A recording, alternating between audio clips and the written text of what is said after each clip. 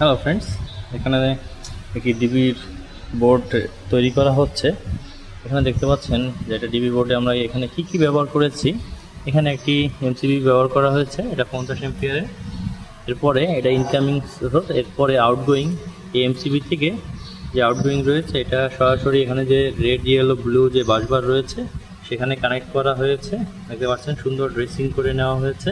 আর এর পাশে এক সিরিয়াল এমসিবি ব্যবহার করা হয়েছে। এখানে টিপি রয়েছে এবং কয়েকটি রয়েছে এসপি মানে সিঙ্গেল পোল, আর এখানে হচ্ছে টিপি ট্রিপল পোল। থ্রি ফেজ যেখানে নেওয়ার প্রয়োজন হবে সেখানে এই টিপি দিয়ে চলে যাবে। আর এখানে যে ছোট যে এমসিবিগুলো রয়েছে এটা 6 এমপিয়ারের রয়েছে কিছু, আর এখানে রয়েছে 10 এমপিয়ারেরগুলো। এখানে কানেকশনগুলো লাগানো হচ্ছে। এছাড়া এখানে রয়েছে আর্থিং বার, এখানে হচ্ছে নিউট্রাল বার।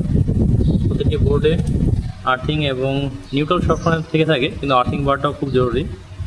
এই কারণে প্রতিটি ডিবি বোর্ডে অবশ্যই আর্থিং বার এবং নিউট্রাল বার রাখা প্রয়োজন। এবং উপরে এরকম একটি কাভার, এখানে যে বাসবার রয়েছে তার উপরে অ্যাক্রিলিক শিটের একটি কাভার রয়েছে। শিটের কাভারটা